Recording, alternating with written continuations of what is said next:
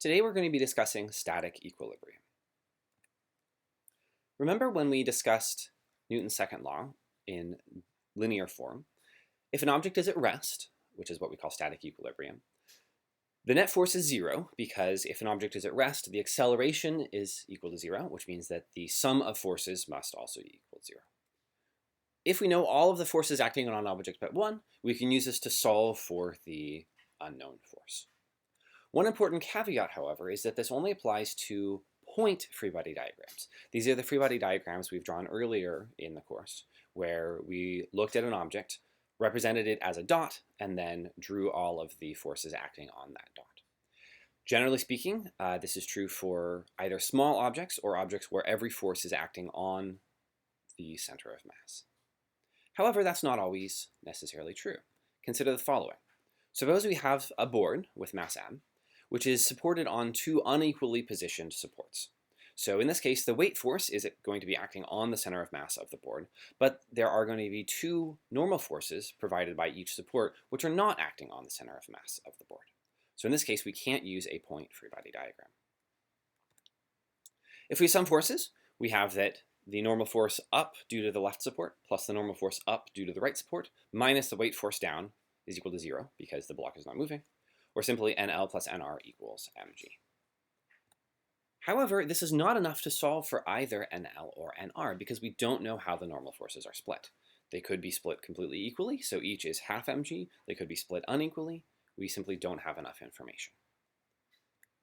To get some more information, we need to use another equation, which we can use the net torque for.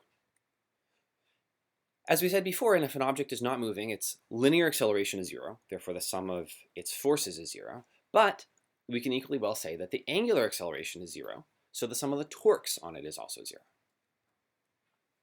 Remember, to calculate torque, if an object was rotating, we multiplied the force by the lever arm between the force and the axis of rotation. However, if an object is at rest in static equilibrium, it's not rotating. So which axis should we use? Well, any. The reason why is that the object is not rotating around any axis. Thus, for any axis we pick, the net torque about that axis must be zero.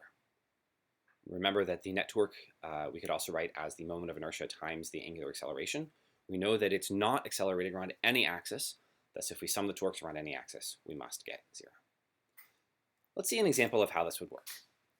So this is exactly the same diagram as before, but now we've added the vectors for each force. Notice that the forces are drawn where they are applied. This is called an extended free body diagram to differ from the point free body diagram we saw before. As I said before, any axis is fine, so first let's consider an axis through the red dot. We can sum forces, we get exactly the same expression as before. We can also sum torques, which again we know are zero, so we get this longer expression. Let's go through it term by term. If we look at the first term, mg times L over 2 minus L over 3, well, mg is the weight force. L over 2 minus L over 3 is the distance between where the weight force is applied and the red dot.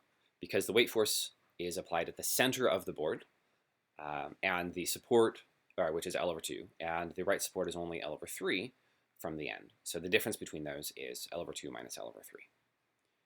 Notice that this term is positive. This is by convention. We choose a torque that is trying to rotate an object counterclockwise as positive. So if we ignore all the other forces temporarily and just look at the weight force, with respect to the red dot, the weight force is trying to rotate this object counterclockwise. The second term is NL times L minus L over 3 minus L over 4.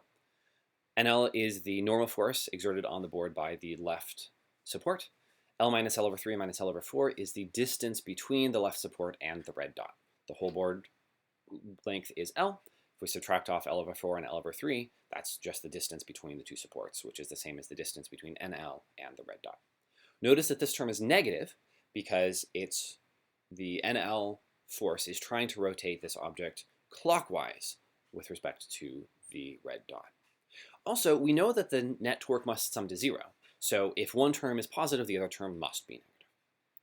Finally, notice that NR doesn't appear in this expression at all, and that's simply because the lever arm is zero, right? NR is applied at the axis that we're looking at, so the lever arm is zero, so it contributes no torque. If we simplify this, L over 2 minus L over 3 is L over 6, and L minus L over 3 minus L over 4, slightly more complicated, but it works out to 5L over 12. If we solve this, we get that the normal force on the left support is 2/5 mg. We know by the force equation that NL plus NR must equal mg, so that means that NR must be 3/5 mg. What would happen if we considered a different axis? Well, consider an axis through the purple dot instead. The force will be exactly the same as before. We haven't changed anything here. The torque equation will be different, however. In this case, it's the weight force that now has 0 lever arm, so it doesn't contribute anything to the torque. The only two torques that matter are the torque due to the NL and torque due to NR. In this case, again, we have to think about the lever arm. The distance between the purple dot and NR is L over 2 minus L over 3. The distance between the purple dot and NL is L over 2 minus L over 4. If we simplify this, we get NR times L over 6 minus NL times L over 4, or simply NR equals NL times 3/2. If we plug this into the force equation, we find that NL times 3/2 plus NL equals mg, and again, NL equals 2/5 mg. Exactly the same answer as before, which of course is what we should get. One final point, I've only considered two axes here, right? The axis where NR was located, the axis where W is located. There are many other axes that I could have chosen. The reason I chose those is that those particular choices simplified the torque expression to only two terms. If we chose another axis at the location of NL, again, we would have a two-term expression with only two forces contributing to torque. But those are not the only choices. We could have chosen a point at the left end of the board, in which case we would have had three torques at three different locations.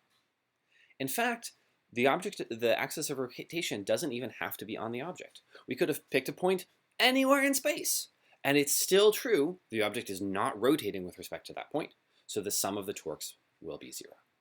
So the wonderful thing about this choice of axis, you can choose anything you like. So we may as well choose something like one of these two marked dots that simplifies the torque expression. If we choose a point where a force is applied, that force has 0 lever arm. That force, therefore, does not add a term to the sum of the torques, and it makes the analysis significantly simpler.